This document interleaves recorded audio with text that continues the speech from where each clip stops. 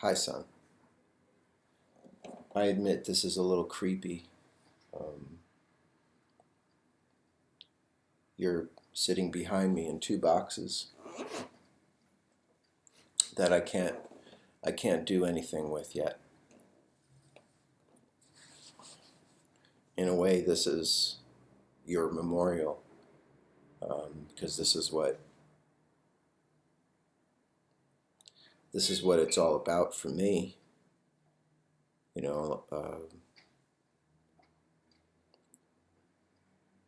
I want to say being healthy, but it's not like I haven't taken a lot of risks in my life and done many unhealthy things.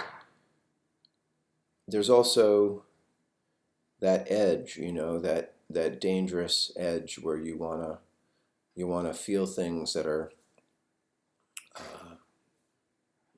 uh, not sanctioned by society or forbidden because they grab our interest, and drugs, are in that camp. Um, I think there's a limit to what we can endure, both physically and psychologically, until a part of us is just crushed. And we tend to destroy our natural selves with bad decisions. Um, Certainly poisoning our systems. Yeah. All right. So let's say you've got these shapes. And of course, we're going to put on a metronome and really master them in time. Try playing them together as a cluster. Try to get good clusters both with strumming.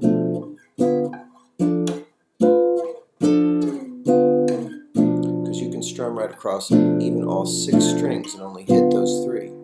So you can get really fat, beautiful sounds out of these, and they're connected. So there's going to be stuff we'll put in these areas, which I won't put today. But like each of the areas has an arpeggio, so it's immediate to get to it, and that's the beautiful thing. So um, and we'll go over that. But today we're going to put little feet on these guys, and they're going to become a pyramid. I remember talking to you and telling you that I was seeking one true thing. Just anything that might be true. And I came across that the circumference of a circle, etc. A radius is equal to the circumference, etc. Pi. Or mathematical equations had truth, consistency. And that truth was defined by that consistency. And it was proportional, that these things existed above and beyond our language, that they had their own internal logic. Anyway, what was I saying? Why was I saying that? Oh, right, one thing that was true. Pyramids. So the pyramids have both pi and also phi, the golden spiral in its construction, in its internal dimensions, in its proportional dimensions. Anyway, I wish this comforted me. It doesn't. But I thought of thinking of these things as pyramids, so that instead of just one shape, I could have 2 feet above each one of these places. The next shape borrows one shape from the previous one. And this was a different way for me to think about what were the chords on the higher strings. I play with some great guitar players who've got like all those chords on those higher strings. I know how they were getting them. Chord melody had a lot to do with that, and we'll get into that. But this was like a way of just putting more meat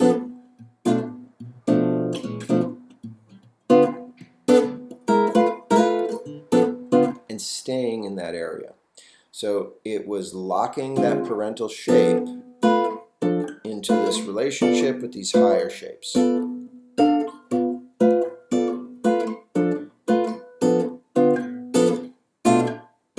So I think the best thing to do is just to play them and just get used to putting your fingers on them. They're familiar. A lot of this assumes that you know something about playing the guitar and chords. But again, you should just not even worry about that.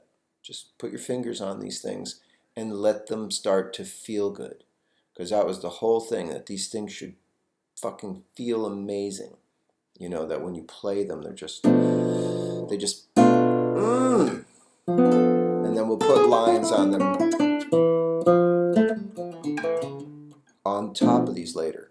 But, so here they are. So remember I said the first chord I called 1, second chord, second position. This is like Pat Martino does the same thing, but these are mine. These are my choices, and I wanted to teach them to you. By the way, I know I showed this to you. It was a little more than 2 years ago, and you said something to the effect of, you know, wow, that's it. That's the whole guitar. That was the point. Anyway, here's what you do. First position. This is the, you can think of it as the chord starting on the 3rd, right? The first inversion. But let's just say this is G down here, right? G dominant, or the dominant chord, first shape. That's how I like to look at it, because when I'm playing, I can't think about, all the names, and, I don't go through that process. I go right to the action. So that's what I started doing, and it seems to work. So right to the action is this chord. It's position 1. Think of it like that. Here's the chord on top. So all I do, you see that?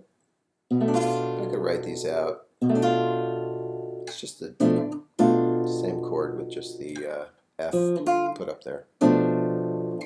Okay. So what we have here is the 3rd, 9, 5, 7 of G, of the dominant. Think of all these as dominant for right now. All these shapes, by the way, will be repurposed as minors, dominants, and some as majors. So, this chord has got the 7, 3. Sometimes I leave out that 5 and just play the 9 on top. But I could, whatever. The only reason I would do that is for just more glassy, see-through kind of vibe. The 5 is always a good tone to leave out. It's one of the tones that we alter a lot, and you know, a horn player might be altering it, and if you're off it, it's never, but whatever. Options. Yeah, leave it out. That's the first one. Just memorize it. Second one, this was the parental shape, using the 5 of the dominant, 3, 7. And on this guy, we go back to this chord for the first foot of the pyramid. And then we go up to this guy. So what this is the 9, the 7, and the 3. So you're picking up that a lot of these chords are 9 chords. And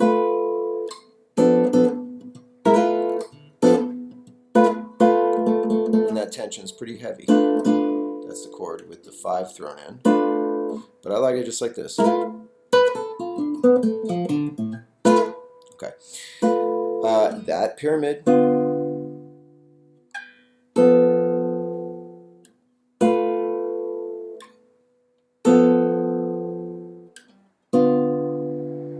Next one. That was shape 2 or area 2. This is 3. It's nice that 3 pivots back to a 3-shaped chord. So I think 3 helps. This is a 4-note chord. It's just your basic 9 chord without the root. Right? But what are these? Right? As we said, this is the 7, the 5, the 9, the 7, excuse me, the 9, the 3, the 7, and up here it's just typical 3, 7, 9, 5. It sounds really pretty. To do stuff without getting lost. Anyway, next and last shape. Remember this shape? Number 4. And that's it. It's just 1, 2, 3, 4. And they each have little feet. So 1, borrow from the one before.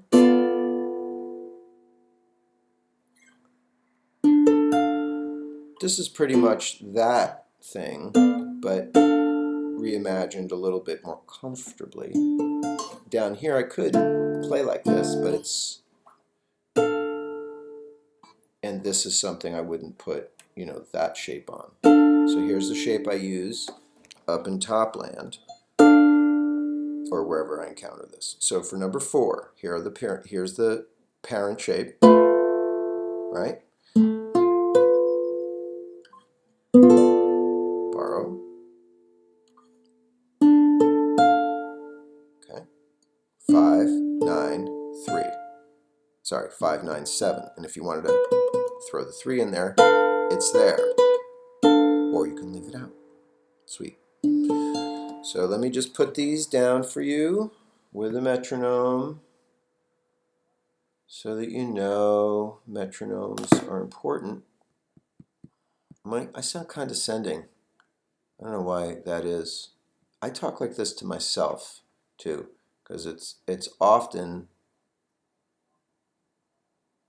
where I'm playing and I just melt down at a certain point, and I give myself almost like a parental talking, like the way I would talk to you. I would speak to myself this way, like, don't get frustrated. It's okay. We're here to help, is what I say to myself when I'm working on this stuff, because you have to keep organized in your mind, in your brain. There's a lot of stuff to keep organized and keep judgments out as best as possible. What's this going to be? I have no idea. Let's hear it. Come on. That's an obnoxious click, but we'll just leave it. So the pyramids, or excuse me, the parental shapes,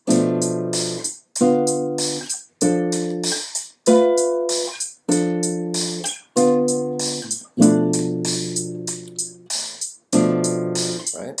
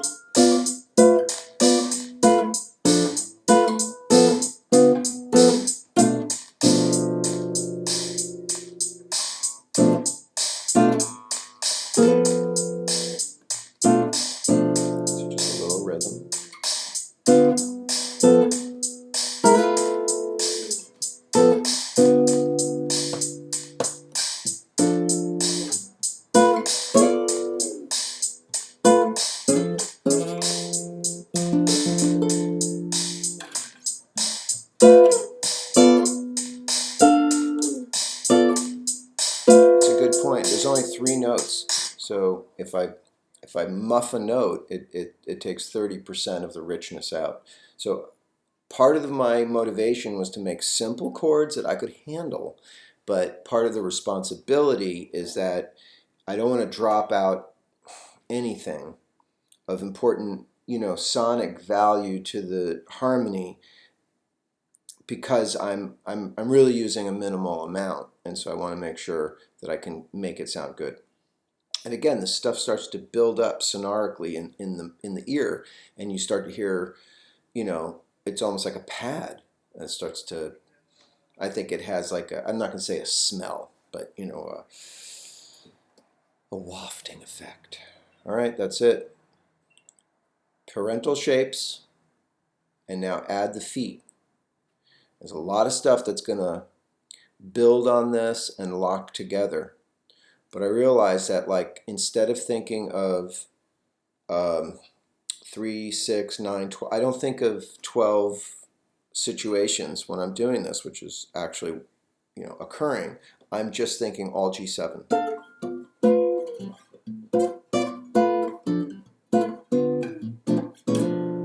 Which is really great, because I couldn't ever get to that stuff,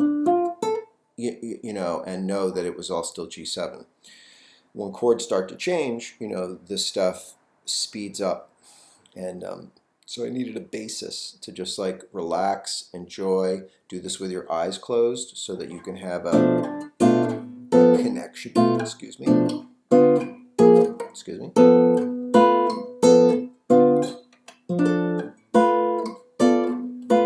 Really want to find out where those